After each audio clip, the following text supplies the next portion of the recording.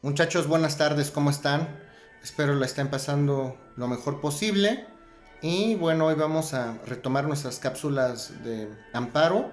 Ya terminamos todos los temas históricos, lo cual es maravilloso, así que nos va a dar oportunidad para poder entrar al estudio de otro tipo de cosas más importantes en materia de amparo. En las últimas horas de clase nosotros platicábamos respecto a las causales de sobreseimiento y de improcedencia en el juicio de amparo. Hacemos una clara distinción entre el amparo tramitado de la manera indirecta y tramitado de la manera directa. Terminamos de platicar todo lo que era el amparo directo y estábamos estudiando propiamente toda la tramitación del amparo de manera indirecta. Sin embargo, dejamos por allí un tema muy importante, que es el tema del sobreseimiento.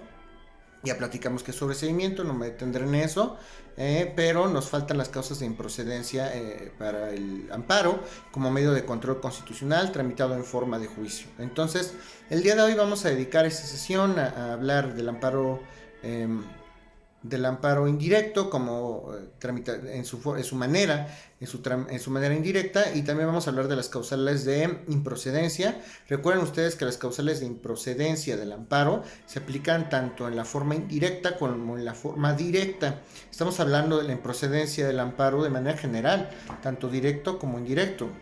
Y estas causales ustedes las deben de dominar perfectamente, las deben de memorizar, las deben de tener en consideración, ya que es lo que hace cualquier abogado que sabe y que conoce la materia de amparo. Entonces, estas, naturalmente, todas y cada una de las 23 fracciones que vienen en la ley de amparo tendrán que ser memorizadas y tendrán que ser comprendidas, tendrán que ser asimiladas y será una pregunta forzosa en el examen. Entonces, sin mayor rodeo, vamos a empezar a estudiar las causales de improcedencia que están previstas en el artículo 61 de la ley de amparo, ¿ok? Las causales de improcedencia en primera instancia vienen previstas en el artículo 61 de la ley de amparo. Son 23 supuestos. No se me olvida por ahí que dejamos una tarea. También aquí vamos a darnos cuenta quiénes son las personas que ven o que no ven las cápsulas. Vamos a dejar una tarea aquí en la cápsula. Y esa tarea es recordarles a ustedes que tienen el tiempo contado para transmitirme todas aquellas jurisprudencias que establezcan causas de improcedencia del amparo, pero aquellas ajenas a los supuestos previstos en el artículo 61 de la ley de amparo, ¿ok? Entonces, les recuerdo, por favor, no crean que se me ha olvidado, de hecho, eso va a tener a lo mejor una consideración más relevante, porque esto lo dejamos en horas clase y esto me interesa que lo dominen. Al momento de preguntarles en el examen, les voy a preguntar no solamente las que vienen en el 61, las causales de improcedencia, les voy a preguntar también aquellas que vienen en las jurisprudencias que platicamos. Hay muchas formas de que el amparo, de que se actualice alguna causal de improcedencia del amparo, lejos de las previstas en el artículo 61. Y bueno, eso se los dejo de tarea. Así que vamos a ver quiénes están atentos a estas sesiones, ¿ok? Entonces comencemos a estudiarlas. Vamos a ello. El artículo 61 establece 23 supuestos de improcedencia, 23 formas en las cuales me van a desechar un amparo por improcedente y si ustedes quieren plantear un amparo contra cualquier tipo de estos actos, o acontece alguna de estas situaciones antes de tramitar su amparo, ni lo intenten, porque su amparo será desechado por improcedente, ¿ok? Entonces vamos a ello. El primer supuesto de las causales de improcedencia es contradicciones o reformas de la Constitución. Contradicciones o reformas de la Constitución. Recuerden ustedes que la Constitución es la ley máxima de nuestro país y los particulares no pueden alegar alguna inconstitucionalidad derivada de alguna reforma de la Constitución. La Constitución en sí misma está llena de prerrogativas de derechos fundamentales, incluso así la división de poderes se considera como un derecho fundamental para los ciudadanos. Si nosotros o si existe alguna ilegalidad, vamos a suponer que existe alguna ilegalidad o alguna situación que se prevea en contra de los particulares derivada de alguna reforma a la Constitución, pues, definitivamente no serán los particulares los que tendrán. Hay otro tipo de medios de control constitucional para que para poder impugnar estos actos en contra de reformas a la Constitución, ¿ok? Hay un proceso especial para ello y los particulares por sí mismos no pueden alegar una violación por parte de una autoridad. Hablábamos también de los amparos contra leyes autoaplicativas, heteroaplicativas. La Constitución, todas aquellas reformas o aquellas modificaciones que se hagan a la Constitución, de ninguna manera se van a incluir en este tipo de amparos contra leyes. Entonces, el primer supuesto, de manera muy concreta, son aquellas reformas o aquellos actos que modifican a la Constitución, ¿ok? Es la ley máxima, si se lleva a cabo una modificación a la Constitución, hay otro tipo de medios de control constitucional para poder atacar esto. Recuerden que el amparo es un medio de control constitucional. El objeto del amparo ni siquiera es atacar o impugnar alguna reforma de la Constitución, porque hay otros medios para ello. El objeto del amparo es restituir el goce de las garantías o derechos fundamentales a los particulares por actos de autoridad. Entonces, en el caso de las reformas, que es el primer supuesto, contra reformas o contra modificaciones a la Constitución, es el primer supuesto, jamás va a proceder el juicio de amparo. Ese es el primer supuesto. De igual manera, el siguiente supuesto, hablamos contra actos derivados de la Suprema Corte de Justicia de la Nación, es el órgano supremo de nuestro país, es el segundo supuesto de improcedencia. Contra actos derivados de la Corte, cualquier acto que emita la Corte, cualquier resolución que emita la Corte, no se puede atacar a través del amparo. Entonces ese es el segundo supuesto y contra eso no hay nada que hacer. El tercer supuesto es, recuerden ustedes que hay un órgano de control para los tribunales, que es el famoso Consejo de la Judicatura Federal. Todos aquellos actos que ejecuta el Consejo de la Judicatura como órgano de control interno para cerciorarse de que los tribunales y el Poder Judicial lleven a cabo de manera pormenorizada y de manera puntual y correcta y legítima sus actuaciones.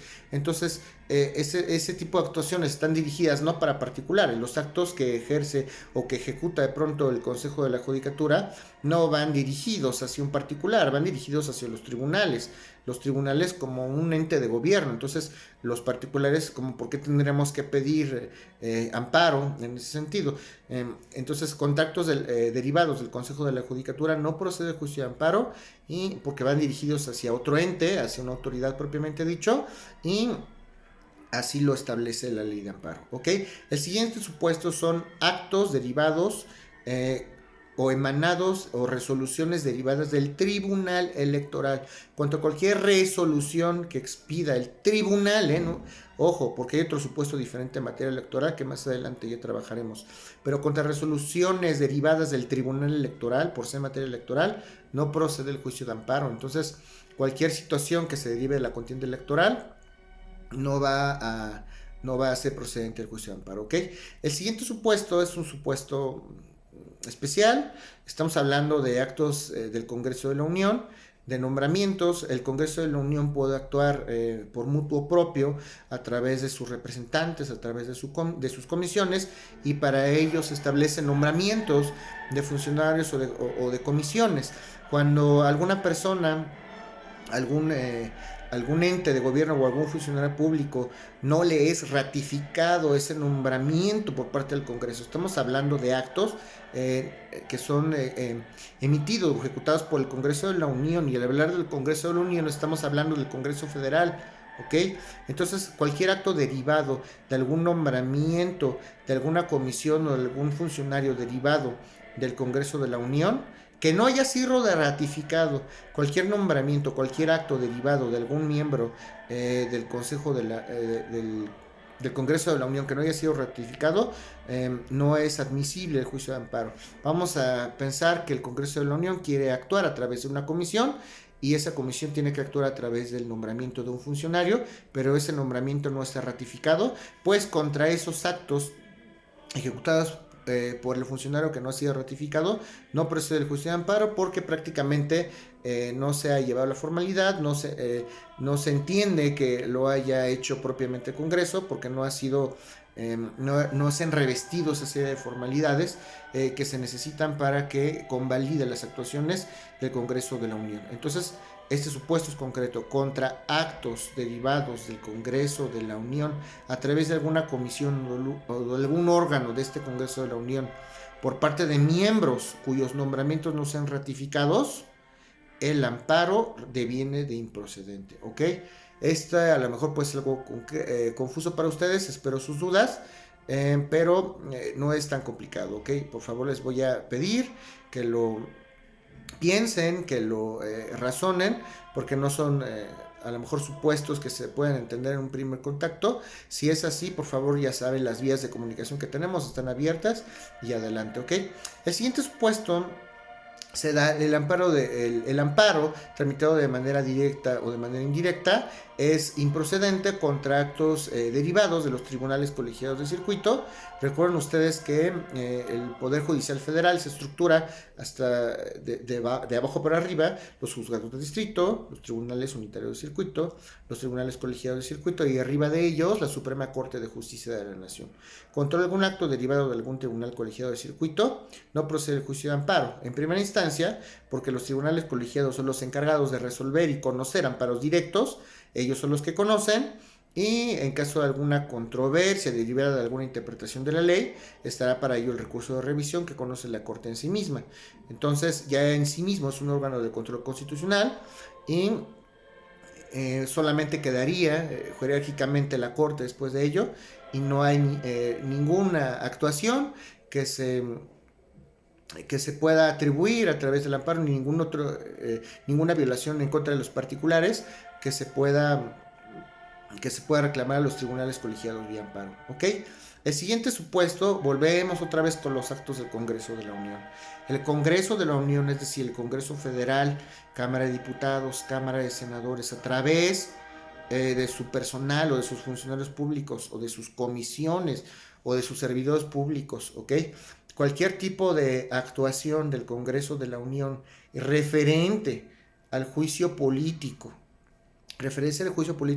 o al nombramiento, destitución o remoción de algún cargo de los congresos de los estados, no se puede recurrir a través del juicio de amparo. ¿Por qué? Porque este tipo de acciones no son entre particulares. Con el nombramiento o destitución o inhabilitación de un miembro de un congreso local, de manera inminente y directa, no se afecta a ningún particular. Hay medios de control constitucional que tienen estos entes de gobierno para poder hacer valer este tipo de violaciones, pero definitivamente no es el amparo, porque no hay ningún acto de autoridad que afecte de manera directa e inminente o conculque las garantías individuales de los particulares.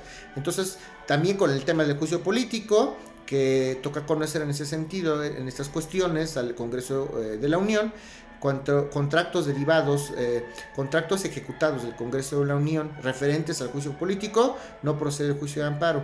Y contra nombramientos, destituciones o cargos de cargos de funcionarios o empleados o servidores públicos de los congresos de los estados, tampoco procede el amparo como medio de control constitucional, ¿ok? Hablamos de un supuesto interesante. El siguiente supuesto es el que el amparo no procede contra la declaratoria de inconstitucionalidad de normas. Esto es muy importante. Esto que estoy diciendo es un tema que hablamos derivado de la reforma del 2012.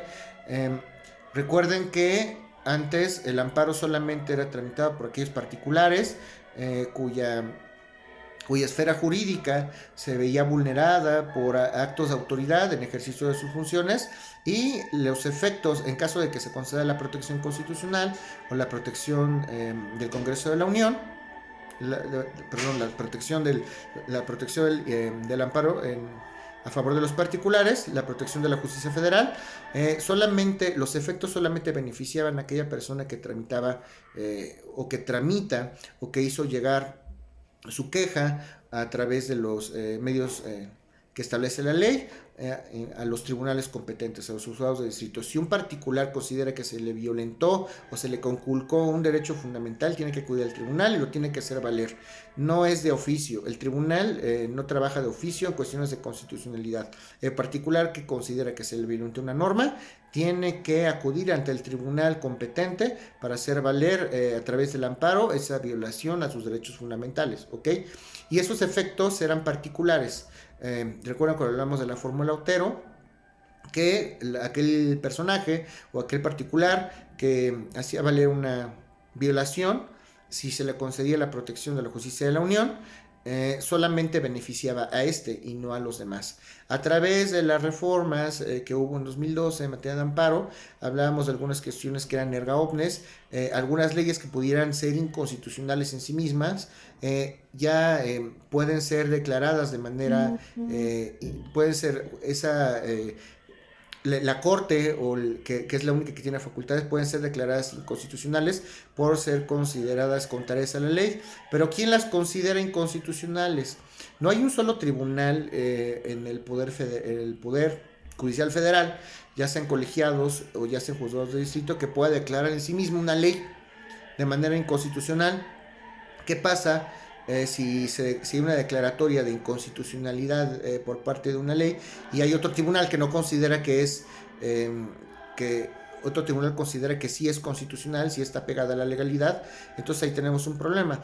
De ahí que la única autoridad competente para hacer declaratorias de inconstitucionalidad de una ley sea la Suprema Corte de Justicia de la Nación. Solamente una ley puede declarar que una ley es inconstitucional a través de una declaratoria general de inconstitucionalidad. Eso es importante para precisamente que no se preste a que los tribunales, unos concedan, otros no concedan, y no haya homogeneidad en ese tipo de criterios. Entonces, contra esos actos que hace la Suprema Corte de Justicia de la Nación declarando inconstitucional a una ley, cuando hay una declaratoria general de inconstitucionalidad, esta ley es inconstitucional, porque yo, la Suprema Corte de Justicia de la Nación, lo digo. Contra estos actos de declaratoria general de inconstitucionalidad no procede el juicio de amparo. Si yo quiero promover un amparo como medio de control constitucional, entonces, y lo hago de esta manera, entonces me lo van a declarar inmediatamente improcedente. Es importante, ¿ok? Hablemos del siguiente supuesto. Hablamos de resoluciones de juicios de amparo que estén en ejecución o que se estén tramitando. Si yo estoy tramitando un amparo a través de, o en forma de juicio, a través de un juzgado de distrito o a través de un tribunal colegiado de circuito, ya es un amparo directo o indirecto. Si en este momento yo estoy tramitando un amparo y no se ha resuelto o está en proceso de ejecutarse, en ese momento, si yo planteo un amparo contra cualquier violación que se esté tramitando en ese momento se me desecha. Yo no puedo tramitar un amparo por un acto de violación ante dos tribunales diferentes.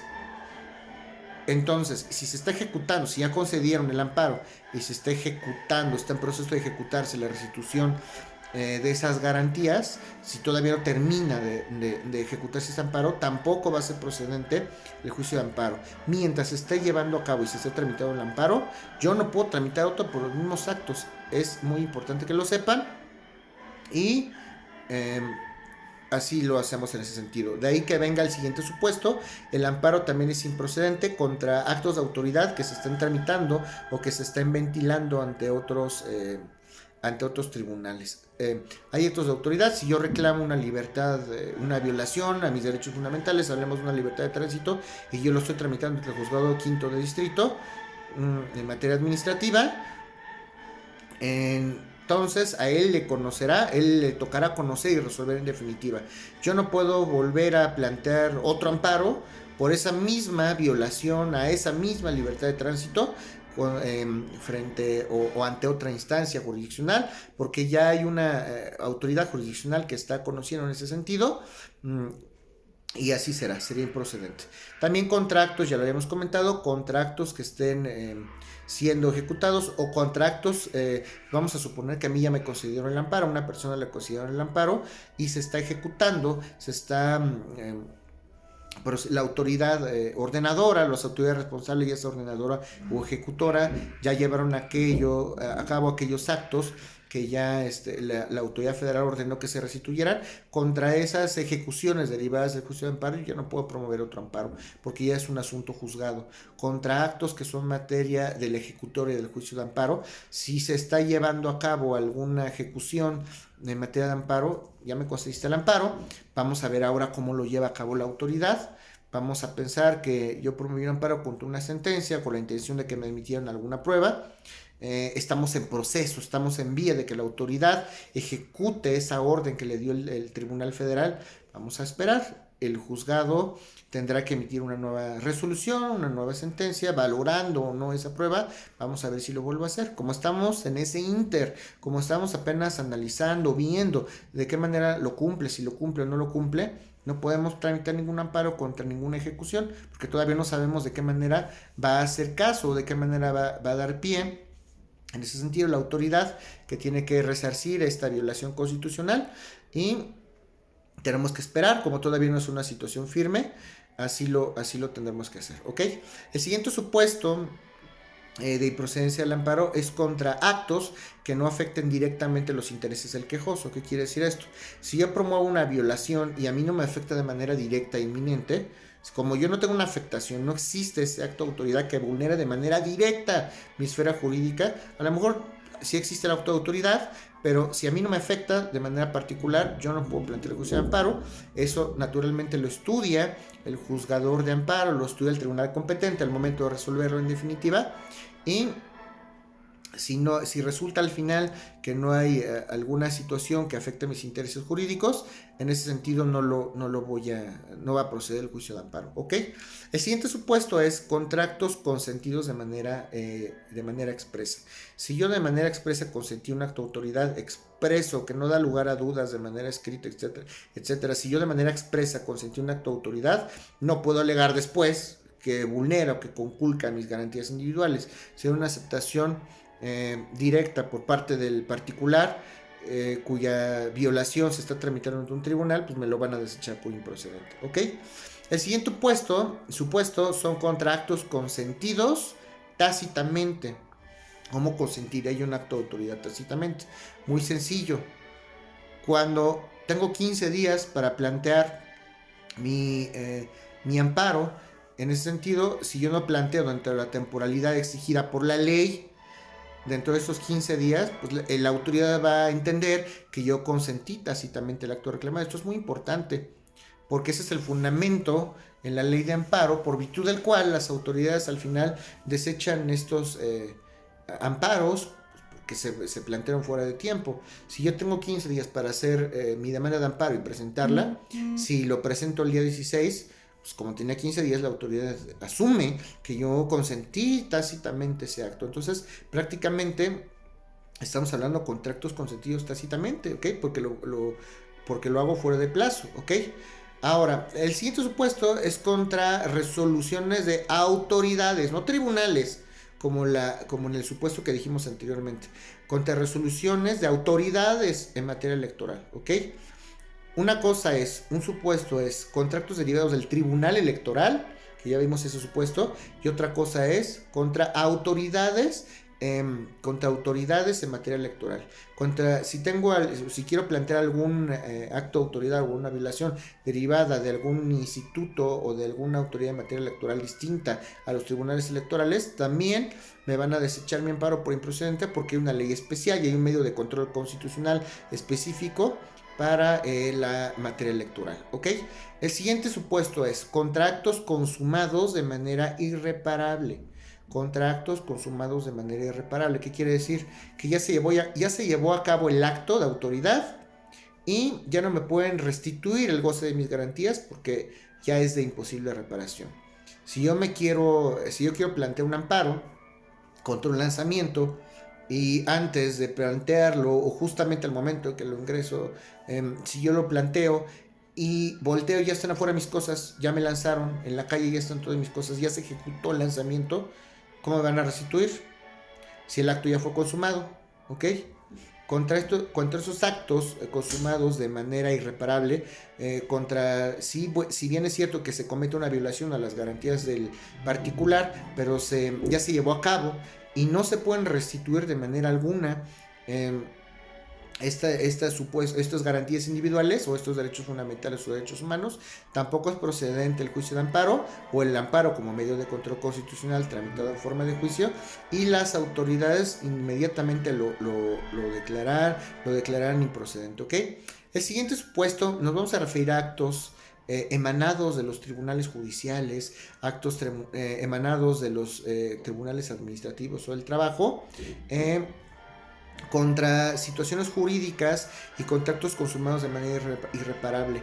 También cuando alguno de estos tribunales, ya sea tribunales administrativos de trabajo o administrativos o que pertenezcan al Poder Judicial, ejecutan algún acto que vulnere la esfera jurídica de los particulares y algún cambio de situación jurídica, son resoluciones, ¿no? Vamos a entender que resoluciones, no sentencias naturalmente, pero alguna resolución que pueda llegar a afectar a algún particular y que llegue a cambiar la situación jurídica del particular y se hayan consumado de manera irreparable esas garantías, ¿ok? Ya se consumó de manera irreparable la garantía a través de una determinación por parte de algún tribunal en un proceso, ya sea de juzgados administrativos, de juzgados del trabajo o de juzgados que pertenezcan al Poder Judicial. Si ya se consuma en ese inter, tampoco es procedente el juicio de amparo. Pensemos entonces en un tema de pruebas. A ver, a lo mejor hay alguna inadmisión o me desechan o me declaran desierta alguna prueba y es irreparable esa garantía de debido proceso por parte de alguno de estos tribunales, ya se consumó de manera irreparable, ya no se puede resarcir esa violación a favor del particular. Contra ese tipo de actos no procede el juicio de amparo, ¿ok? Obviamente hay algunas excepciones a la regla. Vamos a hablar de un siguiente supuesto. También el siguiente supuesto de improcedencia, también me voy a referir de manera concreta a resoluciones emitidas por tribunales del trabajo en materia administrativa y del Poder Judicial de la Federación contra aquellos actos de autoridad derivados de estos tribunales donde se considere también que hay algunas resoluciones judiciales que admiten algún recurso en contrario, ya no es procedente el juicio de amparo. ¿Qué pasa si yo estoy llevando a cabo un proceso, en otras palabras, ante una autoridad o ante un tribunal administrativo del trabajo o del Poder Judicial y todavía tengo yo un recurso o un medio ordinario de defensa que puedo plantear en contra de esas violaciones? Si esto se refiere al principio, recuerden ustedes, de exhaustividad. Si hay algún acto de autoridad emitido por parte de algún tribunal y yo lo puedo atacar a través de un medio ordinario de defensa, pues me van a desechar el amparo porque no agoté todos los medios de defensa previos que tenía que haber agotado antes de haber tramitado el amparo como medio de control constitucional, ¿ok? Entonces, repito este supuesto, contra actuaciones o resoluciones de tribunales del trabajo, de tribunales administrativos, de tribunales que pertenecen al Poder Judicial, que no admiten, contra aquellas violaciones que se tramitan a través de un juicio, en forma de juicio, contra esas violaciones, si existe algún medio ordinario de defensa para combatir esas violaciones y no lo planteo, me van a desechar por improcedente a mi amparo. Entonces, espero que quede muy claro ese supuesto. Hay dos excepciones de la regla: contra aquellos actos de azotes o aquellos actos inhumanos previstos en el artículo 22 constitucional, contra aquellas torturas o penas inusitadas, aunque no haya agotado todos los recursos en un procedimiento judicial, el trabajo administrativo, aunque no haya agotado los recursos, si hay alguna violación a alguno de los supuestos previstos en el artículo 22 constitucional, sí procede, esa es la excepción a la regla.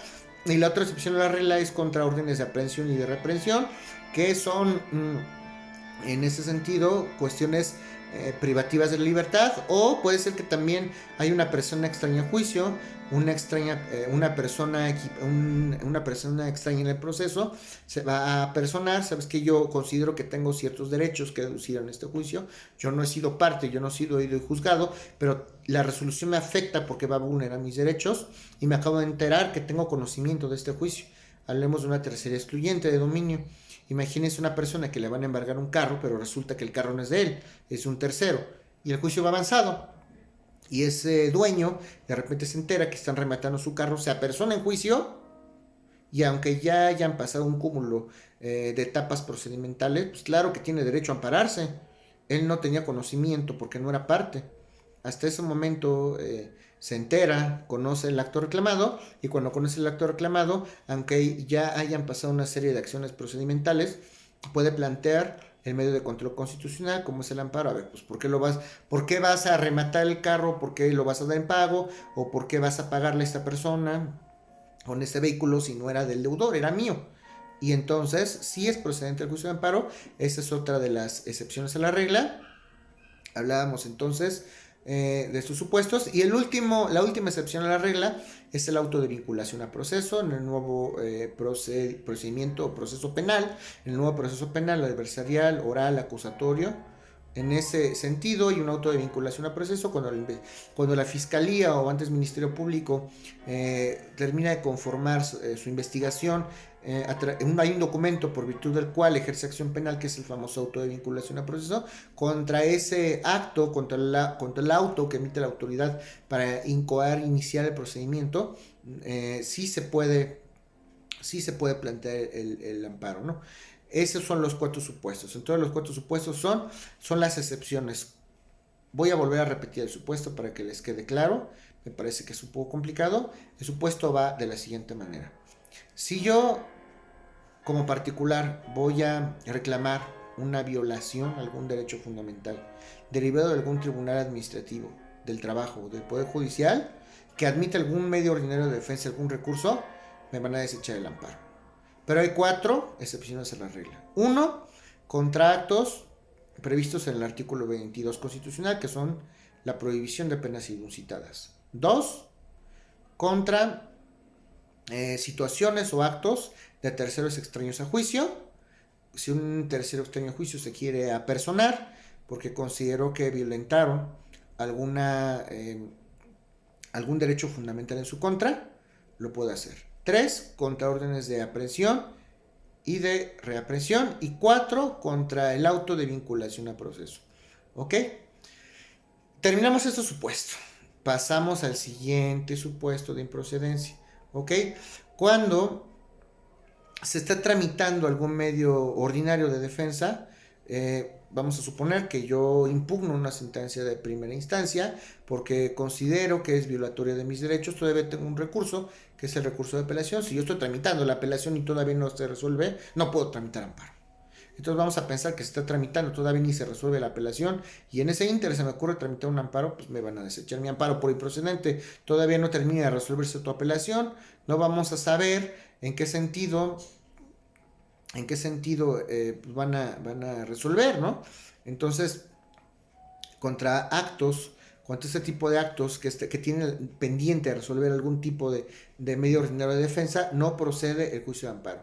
El siguiente supuesto, contra actos de autoridades no judiciales que admiten algún recurso. Si hay alguna autoridad que me conculca o que me violenta algún derecho fundamental, vamos a pensar en cualquier autoridad, la que sea, en la autoridad migratoria, pensando, siempre pongo este ejemplo en materia migratoria, es el primero que en este momento se me viene a la mente.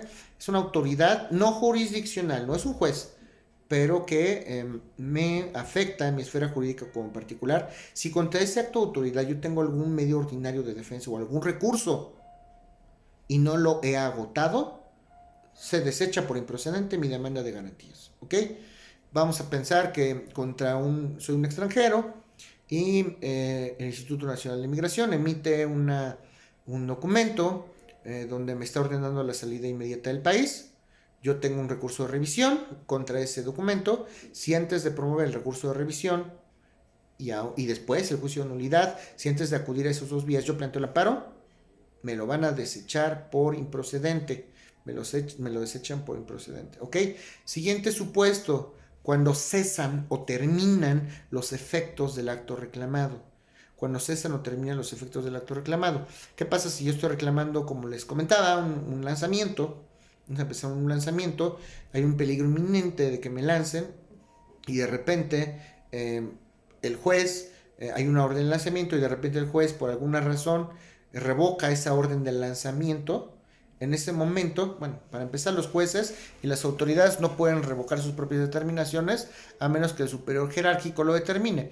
Pero vamos a suponer que hay una orden de lanzamiento y apelo, y el superior jerárquico, que es la sala, ordena la revocación de esa orden de lanzamiento. En ese sentido, si se revocó y yo quería plantear un amparo en contra de esa orden de lanzamiento, como ya cesó la existencia de ese acto reclamado, ya no hay efectos que afecten mis derechos fundamentales como particular, ya no hay acto reclamado, ¿verdad? O ya esos efectos que me van a afectar se quedaron sin perjudicar mi esfera jurídica como particular. En ese momento me van a desechar mi amparo por improcedente, ¿ok? Me van a desechar mi amparo por improcedente. Siguiente supuesto: cuando subsiste el acto reclamado, pero los efectos del mismo ya no me afectan, pues tampoco voy a plantear el juicio de amparo. Si hay un acto por parte de una autoridad y ya no me afectan, ¿por qué no me afectarían? Para empezar, porque ya no hay objeto o materia del mismo.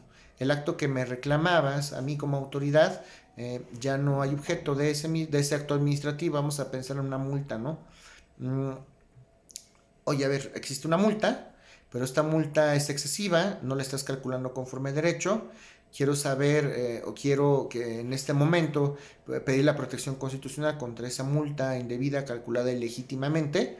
¿Y qué pasa si esa multa sigue existiendo, pero por alguna razón hay una condonación o hay un estímulo fiscal y ya no tengo que pagar, o ya hay un cobro desmedido, un cálculo inconstitucional? Ya no me afecta. Si ya no tengo que pagar esa multa, aunque de hecho subsiste esa multa, ya no me va a afectar porque ya no la tengo que pagar, la autoridad ya lo determinó así, el acto sigue subsistiendo, pero ya no me está afectando porque los efectos en materia del mismo, el objeto material del mismo ha cesado.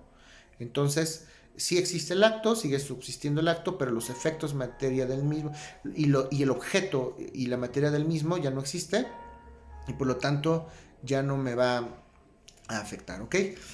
Y el último supuesto, muchachos, como lo saben, la fracción 23 del artículo 61 de la ley de amparo. ¿En qué otros supuestos es improcedente el juicio de amparo? Pues en todos los demás supuestos que establezca la ley de la materia, que es la ley de amparo, o otro tipo de leyes secundarias, ¿ok? En ese supuesto hay muchos supuestos y hay muchas maneras, y hay todavía muchas causales de improcedencia en materia de amparo. Y recuerden que tenemos una tarea pendiente, la estoy esperando. Vamos a ver quién está viendo estas sesiones. Y también se les preguntará en el examen causales de improcedencia distintas a las del 61 y a las que acabamos de mencionar. Y esas son todas y cada una de las causales de improcedencia. Recuerden ustedes que el amparo indirecto, a diferencia del directo, se le conoce como amparo biinstancial. Que significa de dos instancias. Si ustedes escuchan en la práctica, voy a promover un amparo biinstancial. Lo único que a lo que se están refiriendo es a la promoción de un amparo, de la demanda de un amparo indirecto. El amparo se diferencia, o estos nombres de amparo directo o indirecto atienden a una razón histórica. ¿Quién conoce el amparo directo? El Tribunal Colegiado de Circuito. De manera inminente y directa va a conocer la Corte en un momento dado, porque ya no hay, solamente hay un tribunal capaz de resolver en definitiva este amparo directo, y es el Tribunal Colegiado de Circuito. Solamente por cuestiones de interpretación, de inconstitucionalidad, podría conocer la Corte, pero contra la resolución que admita el Tribunal Colegiado ya no se admite ningún tipo de recurso. Solamente se conoce una sola vez el amparo directo. Si el colegiado dice que no, se acabó, ya no hay ningún recurso. La excepción son estas maneras de interpretar la Constitución, que puede hacer la Corte por excepción, pero contra la resolución del amparo directo ya no se admite ningún tipo de recurso en contrario. Por eso se le conoce como amparo directo. Voy a tramitar el medio de control constitucional de manera directa, y el Poder Judicial o el Tribunal Supremo o el Tribunal Federal solamente conoce y una sola instancia que me va a resolver. En el caso del amparo indirecto, no. ¿Por qué? Pues porque primero lo plantean los juzgados de distrito y si no se me concede la protección constitucional o la pierdo, todavía puede conocer de manera indirecta otro órgano, que en este caso sería el Tribunal